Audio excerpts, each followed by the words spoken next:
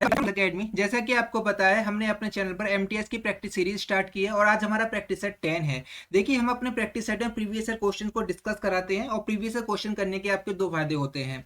पहला, आपको यह पता लगता है कि एमटीएस में प्रश्न किस तरह से पूछे जाते हैं और आप अपनी तैयारी को किस तरह से सुधार सकते हैं। दूसरा यह है कि यदि आप मेरे चैनल से जुड़े हुए हैं तो आपको प्रीवियस ईयर क्वेश्चन के साथ साथ अतिरिक्त जानकारी भी मिलेगी जो आपके एग्जाम के लिए बहुत ज्यादा जरूरी होगी। अर्थात हम केवल प्रीवियस ईयर क्वेश्चन ही नहीं करा रहे बल्कि आपको आगामी परीक्षा 2024 के लिए तैयार कर रहे हैं। आपको केवल कंप्लीट क्लास देखना है और पीडीएफ को पढ़ना है। अगर आप बचे हुए दिनों में इस चीज को, इस नियम को फॉलो करते हैं तो आप जरूर सफल होंगे। हमारी शुभकामनाएं आपके साथ रहेंगी। आइए स्टार्ट करते हैं क्वेश्चन नंबर फर्स्ट। राष्ट्रीय विज्ञान अकादमी निम्नलिखित में से किस राज्य में स्थित है? इसने हमसे पूछा राष्ट्रीय विज्ञान अकादमी किस राज्य में है। उत्तराखंड में है, तेलंगाना में है, उत्तर प्रदेश में या कर्नाटक में है। देखिए राष्ट्रीय विज्ञान अकादमी उत्तर प्रदेश में स्थित है। इसका सही जवाब ऑप्शन सी हो जाएगा। देख लेते हैं थोड़ा राष्ट्रीय विज्ञान अकादमी की स्थापना कब हुई थी, आपको पता होना चाहिए।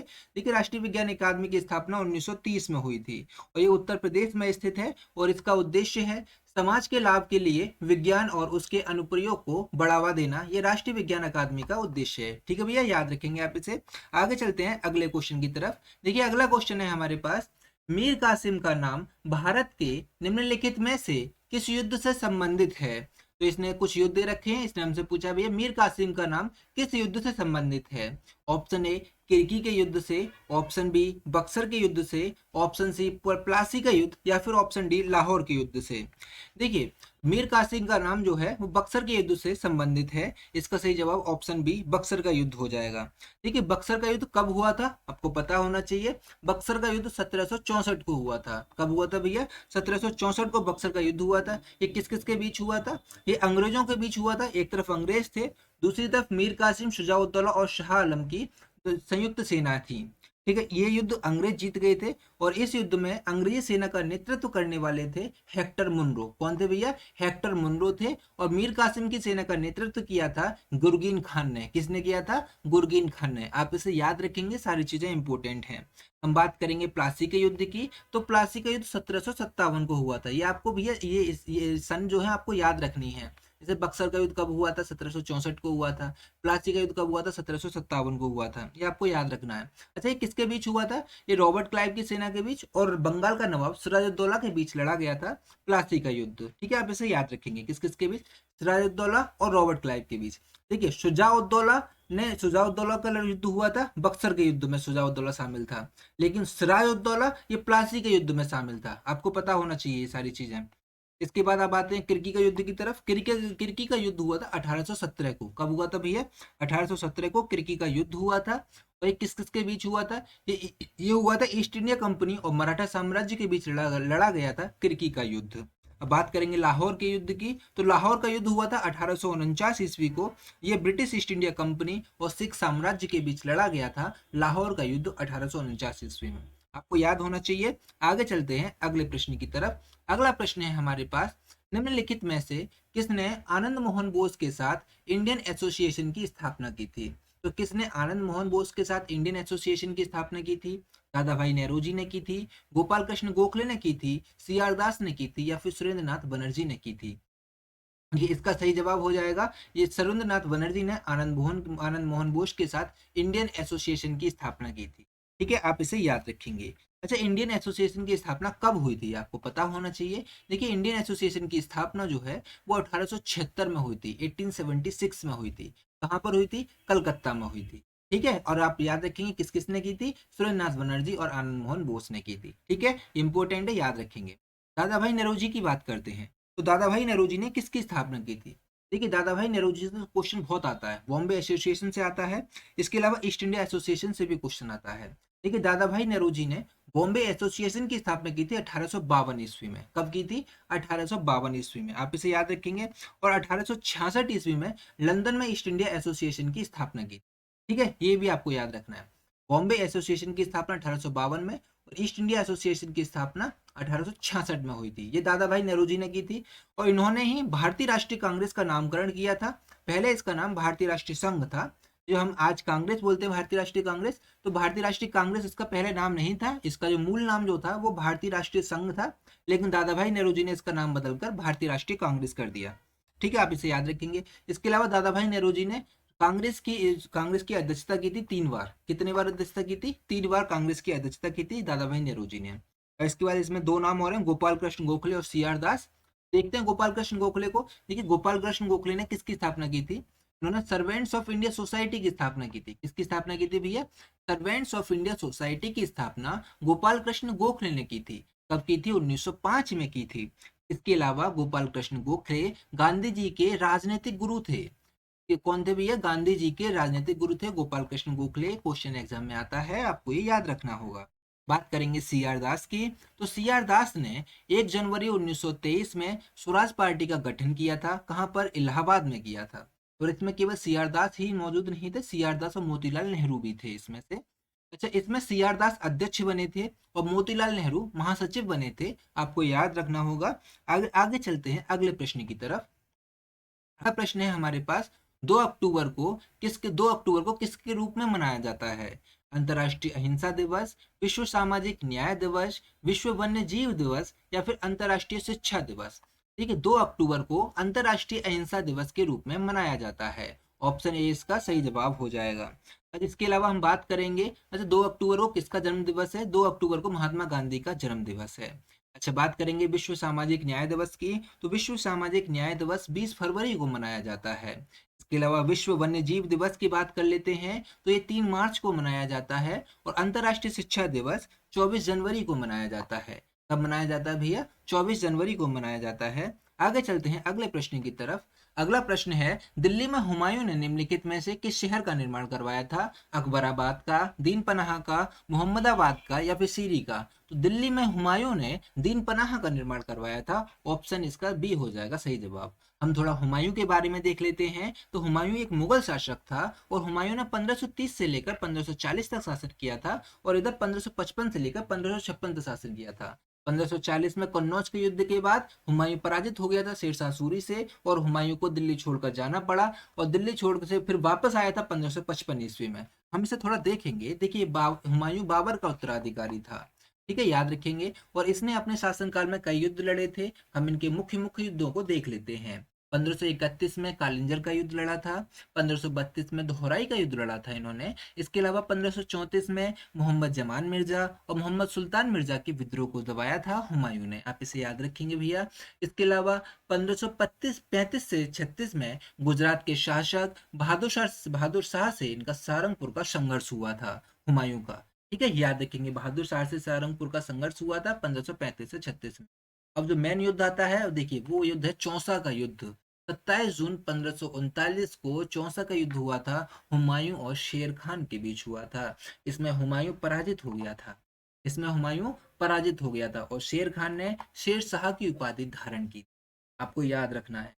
लेकिन अभी तक हुमायूं गया नहीं था दिल्ली छोड़कर। लेकिन फिर इसके बाद कन्नौज का बिलग्राम का युद्ध हो गया था 1540 ईस्वी में। और इस युद्ध में भी हुमायूं बुरी तरह से पराजित हो गया और इसे दिल्ली छोड़कर जाना पड़ा। और एक बार फिर से दिल्ली पर कब्जा हो गया था शेर शाह का।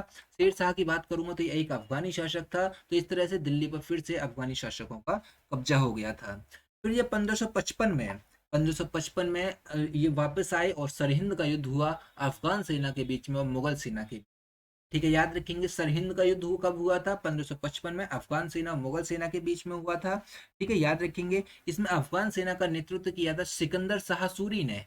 इसने किया था, सिकंदर शाह सूरी ने किया था। और मुगल सेना का नेतृत्व बैरम खान ने किया था। और इस युद्ध में मुगल सेना जीत गई थी। तो एक बार फिर से मुगल शासक हुमायूं को दिल्ली पर बैठने का सौभाग्य प्राप्त हुआ था। याद रखेंगे। फिर 1556 में दीन पनाह के पुस्तकालय की सीढ़ियों से गिरने के बाद हुमायूं की मृत्यु हो गई थी। तो ये सब पढ़ा हमने हुमायूं के बारे में। इसमें से कुछ भी आता है आपको छोड़ के नहीं आना है, आपको कंप्लीट करके आना है। इसका आपको पीडीएफ मिल जाएगा, आप इसकी बिल्कुल फिक्र ना करें। आगे चलते हैं अगले क्वेश्चन की तरह। अगला प्रश्न है हमारे पास, डूरंड कप संतोष ट्रॉफी किस खेल से संबंधित है? हॉकी से, क्रिकेट से, फुटबॉल से या फिर बैडमिंटन से? तो डूरंड कप संतोष ट्रॉफी जो है वो फुटबॉल से संबंधित है। इसका सही जवाब ऑप्शन सी फुटबॉल हो जाएगा। आप इसे याद रखेंगे। अच्छा, इसके अलावा फुटबॉल से और कौन सी ट्रॉफी और कौन सा कप संबंधित है, इसे देख लेते हैं। देखिए, डूरंड कप है, संतोष ट्रॉफी फुटबॉल से संबंधित है। इसके अलावा द रोवर्स कप भी फुटबॉल से संबंधित है। आप इसे याद रखेंगे। अगला हम देखेंगे हॉकी के लिए। हॉकी से कौन कौन से कप या कौन कौन सी ट्रॉफियां हैं। देखिए हॉकी से संबंधित है आगा खान कप, ध्यानचंद्र ट्रॉफी और रंगास्वामी कप और है अजलन शाह कप। और कौन सा भी है? Azlan Shah cup. ये मुख्य मुख्य हैं, आपको याद रखने होंगे। हॉकी से संबंधित कप या ट्रॉफी कौन सी है? तो ये है Aga Khan cup, Dhyanchandra trophy, Rangaswamy cup और अजलन शाह कप। ठीक है भैया, याद रखेंगे आप इसे। आगे चलेंगे क्रिकेट की तरफ। क्रिकेट से संबंधित कौन कौन सी ट्रॉफी या कौन कौन सी कप हैं? तो क्रिकेट से संबंधित है Deodhar trophy, Duleep trophy, Ranji trophy और विजय हजारे ट्रॉफी। ये क्रिकेट से संबंधित है। ठीक है, आप इसे याद रखेंगे। बात करेंगे बैडमिंटन की, तो बैडमिंटन से संबंधित है अग्रवाल कप, बैडमिंटन से संबंधित है चड्डा कप, थॉमस कप जिसमें केवल पुरुष खेलते हैं, इसके अलावा उबेर कप जिसमें केवल महिलाएं खेलती हैं। आपको थॉमस कप और उबेर कप आपको जरूर याद रखना है, इसको आपको भूलना नहीं है, क्वेश्चन एग्जाम में आता है। ठीक है, आप इसे याद रखेंगे। अगले प्रश्न की तरफ चलते हैं। अगला प्रश्न है हमारे पास, पारोसेचू के नाम से प्रसिद्ध त्योहार किस देश में मनाया जाता है? पारोसेचू के नाम से प्रसिद्ध त्योहार किस देश में मनाया जाता है? जापान में, भूटान में, थाईलैंड में या फिर बर्मा में? तो पारोसेचू के नाम से प्रसिद्ध त्योहार भूटान में मनाया जाता है। इसका सही जवाब ऑप्शन बी भूटान हो जाएगा। बात कर लेते हैं जापान की। जापान में कौन सा त्योहार मनाया जाता है? तो जापान में मनाया जाता है चेरी ब्लॉसम जियोन मत्सुरी फेस्टिवल। कौन सा भैया? चेरी ब्लॉसम जियोन मत्सुरी फेस्टिवल, ये जापान के प्रसिद्ध त्योहार हैं।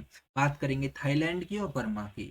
थाईलैंड की तरफ देखते हैं, तो थाईलैंड में मनाया जाता है सोंगक्रांत त्योहार, जो कि थाइयों का नववर्ष है ये। इसके अलावा लोई क्रथंग, ये थाईलैंड में मनाया जाता है। इसके अलावा बर्मा में देखते हैं, तो बर्मा में मनाया जाता है थिंगयान त्योहार और है तांगंगी तंजोंग डाइंग त्योहार, ये बर्मा में मनाया जाता है। आप इसे याद रखेंगे। अगले प्रश्न की तरफ चलते हैं। अगला प्रश्न है हमारे पास, फीफा विश्व कप 2026 की मेजबानी किसके द्वारा की जाएगी? फीफा वर्ल्ड कप 2026 की मेजबानी किन के द्वारा की जाएगी? कनाडा यूएसए मेक्सिको के द्वारा, कनाडा यूएसए ब्राजील के द्वारा, अर्जेंटीना ब्राजील और यूएसए के द्वारा या फिर यूएसए ब्राजील और चिली के द्वारा? तो आपको इसका सही जवाब बताना है। देखिए इसका सही जवाब हो जाएगा, फीफा विश्व कप 2026 की मेजबानी कनाडा, यूएसए और मेक्सिको के द्वारा की जाएगी। इसका सही जवाब ऑप्शन ए हो जाएगा। अब हम थोड़ा फीफा के बारे में देखेंगे। देखिए फीफा के बारे में देख लेते हैं। तो फीफा फुटबॉल से संबंधित है। तो ये एक फीफा जो है वो अंतर्राष्ट्रीय निकाय है, फुटबॉल का अंतर्राष्ट्रीय निकाय है फीफा। इस फीफा की फुल फॉर्म है फेडरेशन इंटरनेशनल फुटबॉल एसोसिएशन। या भैया, फेडरेशन इंटरनेशनल फुटबॉल एसोसिएशन, ये फीफा की फुल फॉर्म है। बात करेंगे इसकी स्थापना कब हुई थी। इसकी स्थापना 21 मई 1904 को हुई थी और मात्र 7 देशों ने मिलकर इसकी स्थापना की। याद रखेंगे। इसका मुख्यालय कहाँ पर है? इसका मुख्यालय ज्यूरिख में है, स्विट्जरलैंड में फीफा का मुख्यालय है। और इसके वर्तमान में अध्यक्ष कौन है? इसके वर्तमान में अध्यक्ष हैं गियानी इन्फेंटिनो, ये फीफा के वर्तमान में अध्यक्ष हैं। बात करेंगे विश्व का पहला फुटबॉल क्लब कहाँ स्थापित हुआ था। विश्व का पहला football club Sheffield football club है। ये 1857 में इंग्लैंड में स्थापित हुआ था। जब 1857 में हमारे यहाँ क्रांति चल रही थी, तब विश्व का पहला फुटबॉल क्लब स्थापित किया गया था। अच्छा, तो भारत में पहला फुटबॉल क्लब कब स्थापित किया गया था? भारत में पहला football club Calcutta football club है और ये 1872 में स्थापित किया गया था। कब स्थापित किया गया था? 1872 में स्थापित किया गया था। अच्छा, फीफा जो है वो फुटबॉल का अंतर्राष्ट्रीय निकाय है। तो भारत का अंतर्राष्ट्रीय निकाय कौन सा है फुटबॉल से संबंधित? वो है भारतीय फुटबॉल संघ, आईएफए। कौन सा भैया? भारतीय फुटबॉल संघ, आईएफए है। और इसकी स्थापना कब हुई थी? तो इसकी स्थापना हुई थी 1893 में। कब हुई थी भैया? 1893 में आईएफए की स्थापना हुई थी। और इसका मुख्यालय कहाँ पर है? इसका मुख्यालय कोलकाता में है। और इसके वर्तमान प्रेसिडेंट की बात करते हैं तो अजीत बनर्जी इसके प्रेसिडेंट हैं। याद रखेंगे। और ये जो आईएफए जो है वो राष्ट्रीय फुटबॉल चैंपियनशिप का आयोजन करता है और इस प्रतियोगिता में दी जाने वाली ट्रॉफी का नाम है संतोष ट्रॉफी, जो कि अभी हमने देखा है। ठीक है, संतोष ट्रॉफी याद रखेंगे आप इसे। अच्छा, फुटबॉल को 1908 में ऑफिशियली ओलंपिक खेलों में शामिल किया गया था। फुटबॉल को याद रखेंगे। इसके अलावा पहला विश्व कप जो हुआ था 1930 में मोंटे उरुग्वे में आयोजित किया गया था। फीफा का पहला विश्व कप आपको याद रखना पड़ेगा। इसके अलावा भारत ने 1948 में विश्व ओलंपिक फुटबॉल प्रतियोगिता में भाग लिया था। अच्छा, भारत ने कब भाग लिया था? 1948 में भाग लिया था, विश्व ओलंपिक फुटबॉल प्रतियोगिता में भाग लिया था। इसके अलावा सबसे ज्यादा फीफा के वर्ल्ड कप किसने जीते हैं? ब्राजील ने जीते हैं। किसने जीते हैं? ब्राजील ने जीते हैं। फीफा फीफा पुरुष फीफा फीफा पुरुष फुटबॉल विश्व कप किसने जीता? सबसे ज्यादा ब्राजील ने जीता है। आइए चलते हैं अगले प्रश्न की तरफ। अगला प्रश्न है हमारे पास, राजगीर चिड़ियाघर निम्नलिखित में से किस राज्य में स्थित है? तो राजगीर कहाँ पर है? तमिलनाडु में है, मध्य प्रदेश में है, गुजरात में है या फिर बिहार में है? देखिए, राजगीर जो है वो बिहार में स्थित है। इसका सही जवाब ऑप्शन डी बिहार हो जाएगा। हम देखते हैं बिहार में और कौन कौन से चिड़ियाघर हैं, या फिर और कौन कौन से वन्यजीव अभयारण्य या फिर नेशनल पार्क हैं। हम ये सारी चीजें देख लेंगे। देखिए, बिहार में है कैमूर वन्यजीव अभयारण्य, इसके अलावा वाल्मीकि राष्ट्रीय उद्यान जिसकी स्थापना 1989 में हुई थी, और इसके अलावा है वाल्मीकि टाइगर रिजर्व। ये बिहार के कुछ वन्यजीव अभयारण्य हैं और राष्ट्रीय उद्यान हैं, आपको याद रखने हैं। ये क्वेश्चन एग्जाम में आते हैं, इसलिए हम आपको बता रहे हैं। बात कर लेते हैं इसमें गुजरात की। इसकी भैया गुजरात की, ठीक है, गुजरात में कौन कौन से अभयारण्य या फिर राष्ट्रीय उद्यान है? गुजरात में है नल सरोवर अभयारण्य। कौन सा भैया? नल सरोवर अभयारण्य। इसके अलावा है वंसदा राष्ट्रीय उद्यान। राष्ट्रीय उद्यान को नेशनल पार्क बोलते हैं, और अभयारण्य वन्यजीव अभयारण्य को वाइल्ड लाइफ सेंचुरी बोलते हैं, ठीक है, याद रखिए। इसके अलावा है गिर वन राष्ट्रीय उद्यान, और है ब्लैक बक राष्ट्रीय उद्यान। कौन सा भैया? ब्लैक बक राष्ट्रीय उद्यान, और है समुद्री राष्ट्रीय उद्यान। ये गुजरात के कुछ राष्ट्रीय उद्यान हैं। आगे चलते हैं आगे चलते हैं, अब हम देखेंगे तमिलनाडु के और मध्य प्रदेश। ठीक है, तमिलनाडु का देखते हैं। तमिलनाडु में है मुदुमलाई राष्ट्रीय उद्यान। कौन सा भैया? मुदुमलाई राष्ट्रीय उद्यान, मन्नार की खाड़ी राष्ट्रीय उद्यान, मुकुर्ती राष्ट्रीय उद्यान, और है इंदिरा गांधी यानी कि अन्नामलाई राष्ट्रीय उद्यान, और है गुंडी राष्ट्रीय उद्यान। काफी इंपॉर्टेंट है भैया गुंडी को, गुंडी काफी ज्यादा इंपॉर्टेंट है, आपको याद रखना है। इसके अलावा है वेदांत गल अभयारण्य, और है सत्यमंगलम टाइगर रिजर्व, और है कलाकड़ मुदमुदथुरई कलाकड़ मुंडथुरई टाइगर रिजर्व। आपको याद रखने हैं ये सारे के सारे राष्ट्रीय उद्यान और टाइगर रिजर्व। आगे अगले प्रश्न और इसके अलावा हम देखेंगे मध्य प्रदेश को।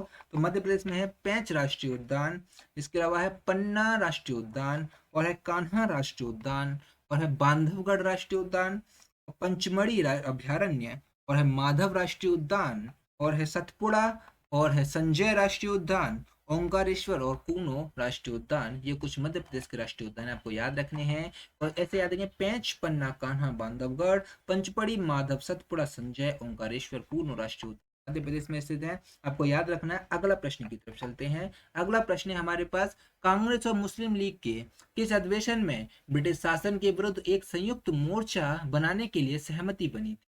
कांग्रेस और मुस्लिम लीग के किस अधिवेशन में ब्रिटिश शासन के विरुद्ध एक संयुक्त मोर्चा बनाने की सहमति बनी थी? मुंबई में, इलाहाबाद में, लखनऊ में या फिर दिल्ली में? तो आपको इसका सही जवाब बताना है। तो इसका सही जवाब है ऑप्शन सी, लखनऊ।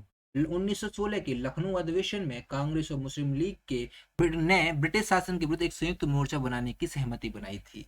ठीक है, याद रखेंगे आप इसे। ठीक है, आगे अगले प्रश्न की तरफ चलते हैं। और अगला प्रश्न है हमारे पास, अनेर, पंजारा और वाघुर किस नदी की सहायक नदियां हैं? अनेर, पंजारा और वाघुर किस नदी की सहायक नदियां हैं? कावेरी की, महानदी की, तापी की या फिर गोदावरी की? तो इसका सही जवाब हो जाएगा तापी की सहायक नदियां हैं। ठीक है, आपको पता होना चाहिए। अच्छा, अब ये बात आ रही है तापी की, तो आपको पता होना चाहिए तापी का उद्गम कहाँ से होता है और इसका मुहाना कहाँ पर है। देखिए, तापी का उद्गम जो होता है मध्य प्रदेश के बैतूल जिले से तापी का उद्गम होता है। इसकी कई सारी सहायक नदियां हैं। पहले तो हमने अनेर, पंजारा, बाघुर तो है ही, इसके अलावा है गिरना और मोरना भी है। ठीक है, और इसका मुहाना कहाँ पर है? ये अरब सागर में ये गिर जाती है। अरब सागर के खंबात की खाड़ी में ये गिर जाती है। कौन सी नदी? तापी नदी। बात करेंगे कावेरी नदी की। कौन सी नदी की भैया? कावेरी नदी की। अच्छा, कावेरी नदी का उद्गम कहाँ से होता है? कावेरी नदी का उद्गम होता है ब्रह्मगिरी पहाड़ी से। कहाँ से होता है भैया कावेरी नदी का उद्गम? ब्रह्मगिरी पहाड़ी से, जो कि कुर्ग जिले में पड़ता है, जो कर्नाटक राज्य में स्थित है। इसकी कई सारी सहायक नदियां देखेंगे। सहायक नदियां हैं लक्ष्मण तीर्थ, कावनी, सुवर्णवती, भवानी, अमरावती। ठीक है, फिर से पढ़ते हैं इसे। लक्ष्मण तीर्थ, ये लक्ष्मण छाछत्री आएगा, ये गलती से लिख गया है। ठीक है, कोई बात नहीं, इसे पढ़ेंगे इसे। लक्ष्मण तीर्थ, काबिनी, सुवर्णवती, भवानी और अमरावती। इसके अलावा बाएं तट की सहायक नदियां हैं इसकी, हरंगी, हेमवती, शिमशा, अर्कावती। कौन कौन सी? हरंगी, हेमवती, शिमशा, अर्कावती। ये कावेरी की बाएं तट की सहायक नदी है। आपको याद रखना है। ठीक है, कावेरी को दक्षिण की गंगा भी कहते हैं। और इस पर एक प्रमुख जलप्रपात है, वो उसका नाम है शिव समुद्रम जलप्रपात। आपको याद रखना है शिव समुद्रम जलप्रपात किस नदी पर है, ये है कावेरी नदी पर है। ठीक है, आपको याद रखना होगा भैया, इंपॉर्टेंट है। आगे चलेंगे, आगे हम देखेंगे गोदावरी नदी को। तो गोदावरी नदी का उद्गम कहाँ से होता है? गोदावरी नदी का उद्गम होता है पश्चिमी घाट स्थित त्र्यंबकेश्वर नामक स्थान से, जो कि नासिक महाराष्ट्र में पड़ता है। वहां से गोदावरी नदी का उद्गम होता है। कहाँ से होता है भैया? पश्चिमी घाट स्थित त्र्यंबकेश्वर नामक स्थान से गोदावरी का उद्गम होता है। और इसकी सहायक नदियां कौन कौन सी हैं? इसकी सहायक नदियां हैं इंद्रावती, प्राणहिता, पूर्णा, वर्धा, मंजरा, पैनगंगा, सबरी और वैनगंगा। इसे एक साथ बोलेंगे तो आपको याद हो जाएगा, 2-3 बार बोलेंगे आपको याद हो जाएगा। इसका मुहाना कहाँ पर है, कहाँ पर गिर जाती है? ये बंगाल की खाड़ी में गिर जाती है गोदावरी नदी। और इसको, ये प्रायद्वीप भारत की सबसे बड़ी नदी है और गोदावरी को जिसे बूढ़ी गंगा भी कहा जाता है। बात करेंगे महानदी की, तो महानदी का उद्गम होता है सिहावा पहाड़ी से, तो सिहावा क्षेत्र से। किससे होता है भैया? सिहावा श्रेणी से, सिहावा पहाड़ी से ही होता है इसका उद्गम। ठीक है, छत्तीसगढ़ से इसका उद्गम होता है। इसकी सहायक नदियां हैं शिवनाथ, हसदो, मांडईव, केलो, जोंक। क्या है भैया इसकी सहायक नदियां? शिवनाथ, हसदो, मांडईव, केलो, चौक इसकी सहायक नदियां हैं। तो इसका मुहाना है बंगाल की खाड़ी। ठीक है, याद रखेंगे। अगला प्रश्न की तरफ चलते हैं। अगला प्रश्न है, इंडिया विंस फ्रीडम किसकी रचना है? इंडिया विंस फ्रीडम किसकी रचना है? इंदिरा गांधी की, एपीजे अब्दुल कलाम की, या फिर सुभाष चंद्र बोस की, या फिर मौलाना अबुल कलाम आजाद की? देखिए, इंडिया विंस फ्रीडम जो है वो मौलाना अबुल कलाम आजाद की रचना है। इसकी रचना है भैया, मौलाना अबुल कलाम आजाद की रचना है। आपको इसे याद रखना है। अच्छा, एपीजे अब्दुल कलाम की रचना क्या है? तो एपीजे अब्दुल कलाम की रचना है विंग्स ऑफ फायर। क्या है भैया? Wings of fire, APJ Abdul Kalam की रचना। आप इसे याद रखेंगे। बात करूंगा इंदिरा गांधी की, तो इंदिरा गांधी की है Indira Gandhi on people's and problems. ये इंदिरा गांधी की प्रमुख रचना है। फिर बात करते हैं हम सुभाष चंद्र बोस की, तो सुभाष चंद्र बोस की है द इंडियन स्ट्रगल। ये सुभाष चंद्र बोस की रचना है। कौन सी भी है? The Indian struggle. आपको याद रखना है। अगला प्रश्न की तरफ चलते हैं। अगला प्रश्न है आपकी पर ये, लोकटक झील भारत के किस राज्य में स्थित है? तो लोकटक झील भारत के किस राज्य में स्थित है? मेघालय में, त्रिपुरा में, मणिपुर में, या फिर मिजोरम में? तो आपको उसका सही जवाब बताना है। तो इसका सही जवाब है मणिपुर में स्थित है लोकटक झील। कहाँ पर स्थित है भैया? मणिपुर में स्थित है। ऑप्शन इसका सही जवाब। अगले प्रश्न की तरफ चलते हैं। और अगला प्रश्न है आपकी स्क्रीन पर ये गया। ये वाला क्वेश्चन है कि किस रेडियो धर्मीय समस्थानिक का आधा जीवन काल 5,770 वर्ष है, जिसका उपयोग सामान्यतः कागज और चरमपत्र जैसे कार्बनिक पदार्थों के जीवन काल का अनुमान लगाने के लिए किया जाता है? तो भैया, किस रेडियोधर्मी समस्थानिक का आधा जीवन काल 5,770 वर्ष है, जिसका यूज किया जाता है जीवन काल का अनुमान लगाने के लिए? C9, कार्बन 9, कार्बन 12, कार्बन 17, फिर कार्बन 14। तो इसका सही जवाब कार्बन 14 हो जाएगा। इसका सही जवाब क्या हो जाएगा? कार्बन 14। देखिए, इसमें कोई एक शब्द आया समस्थानिक। तो आपको पता होने चाहिए पहले तो समस्थानिक क्या होते हैं, और कुछ समस्थानिक जो एग्जाम में पूछे जाते हैं उनका क्या क्या कैसा कैसा यूज होता है। जैसे कार्बन 14 का यूज होता है जीवन काल का अनुमान लगाने के लिए। इसी तरह से कुछ और समस्थानिक हम अभी सारे देख लेंगे। ठीक है, जैसे कि समस्थानिक क्या किसे कहते हैं पहले आपको पता होना चाहिए। देखिए, समस्थानिक वैसे तत्व होते हैं जिनमें परमाणु क्रमांक समान होते हैं, लेकिन उनका परमाणु द्रव्यमान अलग अलग होता है। परमाणु क्रमांक तो समान होंगे लेकिन उनका परमाणु द्रव्यमान अलग अलग होगा। जैसे कि हम हाइड्रोजन के देख लेते हैं। हाइड्रोजन के 3 समस्थानिक होते हैं। सबसे पहले 1H1, सबसे पहले होता है प्रोट्रियम, ड्यूटेरियम और ट्राइटम सॉरी, क्या होता है? ट्राइटम। ठीक है, याद रखेंगे। अच्छा, हाइड्रोजन के कितने समस्थानिक? 3 समस्थानिक होते हैं। इनके सबके परमाणु क्रमांक सेम है। ठीक है, ये एक जो लगा हुआ है ये परमाणु क्रमांक होता है। ठीक है, याद रखेंगे। इसके अलावा सबसे ज्यादा जो समस्थानिक होते हैं वो पोलोनियम के होते हैं। सबसे ज्यादा समस्थानिक किसके होते हैं? पोलोनियम के होते हैं। कितने होते हैं? 27 समस्थानिक है पोलोनियम के। अब हम कुछ समस्थानिकों के प्रयोग देखेंगे जो कि एग्जाम में पूछे जाते हैं। जैसे कि कार्बन 14 का यूज किया था जीवाश्म और कार्बनिक पदार्थ की आयु ज्ञात करने के लिए, यानी कि जीवन काल पता लगाने के लिए। ये कार्बन 14 का यूज किया था, यह भी क्वेश्चन में आया है। इसके अलावा एक होता है यूरेनियम 235। यूरेनियम 235 का यूज किया था चट्टानों की आयु ज्ञात करने के लिए। किसकी आयु ज्ञात करने के लिए? चट्टानों की आयु ज्ञात करने के लिए। आपको याद रखना, जरूर याद रखना है।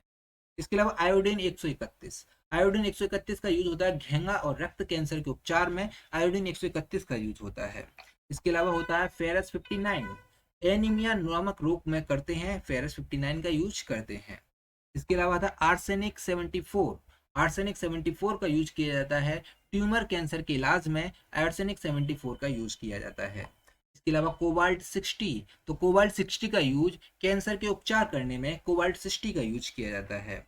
बात करेंगे सोडियम 23 की, तंत्रिका में सूचना भेजने में सोडियम 23 का यूज होता है, और सोडियम 24 का यूज होता है रक्त का थक्का जमाने के लिए, सोडियम 24 का यूज होता है। तो ये समझिए कुछ समझ स्थानिकों के प्रयोग हैं, आपको पता होना चाहिए। आगे और अगला प्रश्न देखते हैं। अगला प्रश्न है हमारे पास, उस्ताद विलायत खान का नाम निम्नलिखित में से किस भारतीय वाद्य यंत्र से संबंधित है? उस्ताद विलायत खान, तो ऑप्शन ए संतूर, सितार, सरोद या तबला वादक। आपको उसका सही जवाब बताना है। तो उम्मीद करता हूँ आपने इसका सही जवाब बताया होगा। इसका सही जवाब है सितार वादक। उस्ताद विलायत खान क्या बजाते हैं? सितार बजाते हैं। देख लेते हैं सितार वादक और कौन कौन थे जो बहुत ज्यादा इंपॉर्टेंट है, बहुत ज्यादा क्वेश्चन एग्जाम में आते हैं। इन ये हैं आपके रविशंकर, विलायत खान और उमाशंकर मिश्रा, और यहाँ शाहिद परवेज खान और राजीव जनार्दन, ये सितार वादक हैं। आपको ये ऊपर वाले नाम तो इससे रट लेने हैं भैया, बहुत एग्जाम में आते हैं। रविशंकर का नाम बहुत आता है, विलायत खान का, उमाशंकर मिश्रा का, उमाशंकर शर्मा का, आपको तीन नाम तो आपको जरूर बहुत ज्यादा याद रखने हैं, काफी बार एग्जाम में आते हैं। संतूर वादक देखते हैं। संतूर वादक हैं शिव कुमार शर्मा और भजन सुपुरी, आपको दोनों नाम भाभी यही रटा लेने हैं। इसके अलावा वर्षा अग्रवाल और तरुण भट्टाचार्य संतूर वादक हैं। शिव कुमार शर्मा, भजन सुपुरी सबसे ज्यादा बार एग्जाम में आए हुए नाम है, आपको याद रखने हैं। ऊपर है रविशंकर, विलायत खान, उमाशंकर मिश्रा, ये आप तीनों के तीनों नाम आपको याद रखने हैं। ठीक है, इसके बाद आता है सरोद वादक देखते हैं। सरोद वादक हैं अलाउद्दीन खान, जरीन शर्मा और हाफिज अली खान। अलाउद्दीन खान, जरीन शर्मा और हाफिज अली खान काफी बार एग्जाम में आए हुए हैं। इसके अलावा है अली अकबर खान, अमजद अली खान और है बुद्ध देवदास गुप्ता, ये सारे के सारे नाम आपको याद रखने हैं। अगला चलते हैं तबला वादक देखते हैं। तबला वादक हैं अल्लाह रखा खान, जाकिर हुसैन और किशन महाराज। याद रखने भैया, बहुत बार एग्जाम में आए हुए हैं। अल्लाह रखा खान, जाकिर हुसैन और किशन महाराज, और है गुदई महाराज, तन्मय घोष और विक्रम घोष, ये तबला वादक हैं। याद रखने हैं आपको। अगला प्रश्न की तरफ चलते हैं। अगला प्रश्न है आपकी स्क्रीन पर ये रहा कि महर्षि दयानंद सरस्वती ने 1875 में निम्नलिखित में से किस स्थान पर आर्य समाज गठन की स्थापना की थी? आपको पता होना चाहिए भैया कि महर्षि दयानंद सरस्वती ने 1875 में आर्य समाज की स्थापना किस स्थान पर की थी। लाहौर में की थी, दिल्ली में की थी, अमृतसर में की थी, बंबई में की थी। क्वेश्चन एग्जाम में आया हुआ क्वेश्चन है। ठीक है, ये की थी बंबई में। किस में की थी? बंबई में की थी। ऑप्शन डी इसका सही जवाब हो जाएगा। बात करते हैं आर्य समाज की। देखिए, आर्य समाज की स्थापना 1875 में मुंबई में हुई थी। ठीक है, कहाँ पर हुई थी? मुंबई में हुई थी। तो इसके संस्थापक थे दयानंद सरस्वती, और दयानंद सरस्वती का मूल नाम था मूलशंकर। क्या नाम था भैया इनका? मूल नाम मूलशंकर था। और इन्होंने एक नारा दिया था, वेदों की ओर लौटो। तो वेदों की ओर लौटो किस समाज से संबंधित है? आर्य समाज से संबंधित है। किसने नारा दिया था? दयानंद सरस्वती ने नारा दिया था। क्वेश्चन एग्जाम में कई तरह से पूछ लेता है। इसमें इसने पूछा है स्थान, आर्य समाज ये पूछ लेगा भैया आर्य समाज की स्थापना कब हुई थी। ठीक है, और वेदों की ओर लौटो किस समाज से स्थापित, किस समाज से संबंधित है, ऐसे भी क्वेश्चन पूछा जा सकता है। तो कई तरह से प्रश्न पूछा जा सकता है, आपको याद रखनी है सारी चीजें। और इन्होंने सती प्रथा, बाल विवाह, पर्दा प्रथा का विरोध किया था, लेकिन महिला शिक्षा, विधवा पुनर्विवाह का समर्थन किया था आर्य समाज ने। ठीक है, याद रखेंगे। अगला प्रश्न देखते हैं। अगला प्रश्न है आपकी स्क्रीन पर ये कि विटामिन B12 का रासायनिक नाम क्या है? याद रखना भैया, विटामिन B12 का रासायनिक नाम क्या है? थायमिन है, राइबोफ्लोविन है, साइनोकोबाल्मिन है या फिर नियासिन है? ठीक है, विटामिन B12 का रासायनिक नाम क्या है? वो है साइनोकोबाल्मिन। ऑप्शन सी इसका सही जवाब हो जाएगा। अच्छा, विटामिन बी के कितने प्रकार होते हैं और कितने, और उनके क्या क्या रासायनिक नाम होते हैं, सारे देख लेते हैं। ठीक है, विटामिन B1 को देखते हैं सबसे पहले। विटामिन B1 थायमिन बोलते हैं, विटामिन B2 को राइबोफ्लोविन बोलते हैं, और विटामिन B3 का रासायनिक नाम है नियासिन। विटामिन B5 का नाम है पेंटाथाइमिन। विटामिन B6 का नाम है पायरिडॉक्सी। ठीक है, B7 की बात करते हैं। बायोटिन विटामिन B7 का रासायनिक नाम है। इसके अलावा फॉलिक एसिड विटामिन B11 का रासायनिक नाम। ठीक है, ये याद रखेंगे। और यही है हमारे पास कुल 8 प्रकार के विटामिन होते हैं। ये 8 प्रकार के विटामिन हो गए। एक B12 हो गया, B1, B2, B3, B5, B6, B7 और B11। ये 8 विटामिन होते हैं बी के, ये 8 ही प्रकार होते हैं बी के, आपको याद रखने हैं। अगला प्रश्न की तरफ चलते हैं। अगला प्रश्न है हमारे पास, चविट्टुकली का लोक नृत्य निम्नलिखित में से किस भारतीय राज्य से संबंधित है? चविट्टुकली का लोक नृत्य निम्नलिखित में से किस भारतीय राज्य से संबंधित है? आंध्र प्रदेश से, गुजरात से, केरल से या फिर हरियाणा से? तो चविट्टुकली का लोक नृत्य किससे संबंधित है? तो वो संबंधित है मेरे भाई केरल से संबंधित। किससे संबंधित है? केरल से संबंधित है चविट्टुकलु का लोक नृत्य। ठीक है, याद रखेंगे। अब बात करते हैं केरल से और कौन कौन से लोक नृत्य हैं। केरल के हैं काकरसी काली, दप्पू काली, वेला काली और मार्गम कली कुमती। ठीक है, केरल के कौन कौन से फिर से बताता हूँ मैं। वे है काकरसी काली, दप्पू काली, वेला काली, मार्गम काली कुमती, और हैं सरपम घुलल, थम्पी थुलल, और हैं कवादियोट्टम और कड़वा, ये केरल के कुछ लोक नृत्य हैं। बात करते हैं आंध्र प्रदेश की। आंध्र प्रदेश के हैं गोबी भाक्कलापम, बोतालू बथखम्मा, वीरनाट्यम, कुम्मी, सिद्धि माधुरी और घंटा मर्दाला, ये आंध्र प्रदेश के कुछ लोक नृत्य। बात करेंगे गुजरात की और हरियाणा की। गुजरात के देख लेते हैं। तो गुजरात के हैं भैया गरबा डांडिया टिप्पणी लास्या, गुजरात के हैं कौन कौन से, गरबा डांडिया टिप्पणी लास्या, और हैं रासलीला जुरिथुम पनिहारी भवई। कौन कौन से भैया, गरबा डांडिया टिप्पणी लास्या, रासलीला जुरिथम और पनिहारी भवई, ये गुजरात के कुछ लोक नृत्य। हरियाणा की बात करते हैं। हरियाणा के हैं झूमर फाग नृत्य डफ, और हैं घूमर धमाल मजीरा। झूमर फाग नृत्य डफ, घूमर धमाल मजीरा, ये हरियाणा के कुछ लोक नृत्य हैं। इसके अलावा गुग्गा लूर, रासलीला सॉन्ग सांग और छवि नृत्य और खोरिया। ठीक है, याद रखेंगे। अगला प्रश्न की तरफ चलते हैं। और अगला प्रश्न है हमारे पास, निम्नलिखित में से कौन भारतीय नृत्य के क्षेत्र में पुरस्कार और मान्यता प्रदान करता है। तो आपके पास चार ऑप्शन है, आपको बताना भी है इसमें से कौन भारतीय नृत्य के क्षेत्र में पुरस्कार प्रदान करता है। इंटेक, संगीत नाटक अकादमी, साहित्य अकादमी या फिर ललित कला अकादमी। तो इसका सही जवाब हो जाएगा साहित्य नाटक अकादमी, भारतीय नृत्य के क्षेत्र में पुरस्कार और मान्यता प्रदान करता है। इसका सही जवाब भैया ऑप्शन बी हो जाएगा, हम लिखना भूल गए यहाँ पर। इसका जब आपको पीडीएफ देंगे तो ऑप्शन में लिखा हुआ आएगा। ठीक है, तो क्या इसका सही जवाब क्या हो जाएगा, संगीत नाटक अकादमी इसका सही जवाब हो जाएगा। ठीक है, याद रखेंगे। बात कर लेते हैं संगीत नाटक अकादमी के बारे में थोड़ा। देखिए संगीत नाटक अकादमी की शुरुआत 1953 में हुई थी। कब हुई थी भैया, 1953 में संगीत नाटक अकादमी की शुरुआत हुई थी। और इसके अध्यक्ष हैं अशोक पांड्या। कौन है भैया, अशोक पांड्या। और इनके अध्यक्ष की नियुक्ति राष्ट्रपति के द्वारा 5 वर्ष के लिए की जाती है। तो इनके अध्यक्ष की नियुक्ति कौन करते हैं, राष्ट्रपति करते हैं, और 5 वर्ष के लिए की जाती है। और ये वाला जो पुरस्कार है वो संगीत के क्षेत्र में, नृत्य के क्षेत्र में और नाट्य क्षेत्र में भी दिया जाता है, संगीत नाटक अकादमी पुरस्कार। बात करते हैं, देखिए संगीत नाटक अकादमी पुरस्कार 2024 में मिल चुका है जी, बिल्कुल मिल चुका है। लेकिन 2024 में मिला तो है भैया, लेकिन 2022 और 2023 वालों को मिला है। ठीक है, 2022 और 2023 वालों को 2024 में संगीत नाटक अकादमी पुरस्कार मिला है। ये एसएससी के फेवरेट क्वेश्चन है, संगीत नाटक अकादमी। तो आपको पता होना चाहिए किस नृत्य के लिए किसको मिला है। ठीक है, इंपॉर्टेंट हो जाता है भैया किस नृत्य के लिए किसको मिला। देखिए 2023 में प्राप्त करने वाले शास्त्रीय नृत्य के कुछ कलाकार हैं। भरतनाट्यम के लिए मिला उर्मिला सत्यनारायण को। किसको, उर्मिला सत्यनारायण को। इसके अलावा कथक के लिए मिला है जगदीश गंगानी को। कथकली के लिए मिला है मार्गी विजय कुमारन को। किसको, मार्गी विजय कुमारन को। मणिपुरी के लिए मिला है लतासना देवी को। कुचिपुड़ी के लिए मिला मड्डाली उषा देवी को, कुचिपुड़ी के लिए मिला है। ओडिसी के लिए मिला है स्नेहा प्राप सामंत राय को। इसके अलावा सत्रिया के लिए मिला है भावेन बोर बयान को, सत्रिया के लिए मिला है। और मिला मोहिनी अट्टम के लिए पल्लवी कृष्णन को, मोहिनी अट्टम के लिए मिला है। और छऊ के लिए मिला है परीक्षित महतो को। ठीक है, तो याद रखेंगे ये 2023 वालों को मिला है, 2024 में मिला है। लेकिन ये सारे के सारे नाम आपको याद रखने हैं क्योंकि एसएससी संगीत नाटक अकादमी से क्वेश्चन बहुत पूछता है। ठीक है, इसके अलावा 2022 वालों को भी 2024 में ही मिला है। तो किस किस को मिला है देखते हैं। देखिए भरतनाट्यम के लिए मिला है मंजुला रामास्वामी को। कथक के लिए मिला है नलिनी अस्थाना और कमलिनी अस्थाना को, कथक के लिए मिला है। इसके अलावा कथकली के लिए मिला है कलामंडलम सुब्रमण्यम को, कथकली के लिए मिला है। मणिपुरी के लिए मिला है एस नोयन सोखी देवी को। इसके अलावा कुचिपुड़ी के लिए मिला है भागवतुला सेथुराम को। कुचिपुड़ी के लिए किसे मिला है, भागवतुला सेथुराम को। ओडिसी के लिए मिला है निरंजन रावत को। सत्रिया के लिए मिला है गोविंदा सैकिया को। और मोहिनीअट्टम के लिए मिला है काल विजयन को। और छऊ के लिए मिला है साधुचरण महतो। ठीक है, तो ये कुछ संगीत नाटक अकादमी पुरस्कार को प्राप्त करने वाले विजेता हैं, आपको याद रखने हैं। आगे चलते हैं, अगला प्रश्न है हमारे पास, आर्यों की मुख्य सामाजिक इकाई क्या थी। आर्यों की मुख्य सामाजिक इकाई क्या थी, राजन, परिषद, गढ़ या फिर जन। देखिए आर्यों की मुख्य सामाजिक इकाई जन थी, इसका सही जवाब ऑप्शन डी जन हो जाएगा। तो बस आज के लिए इतना ही है, मिलते हैं नेक्स्ट वीडियो पर, तब तक ये टेक केयर, बाय बाय। अगर आपको हमारे वीडियो अच्छा लगे तो प्लीज हमारे चैनल को लाइक शेयर सब्सक्राइब जरूर करें और हमें प्रेरित करें इस तरह की वीडियो बनाने के लिए। मिलते हैं नेक्स्ट वीडियो पर।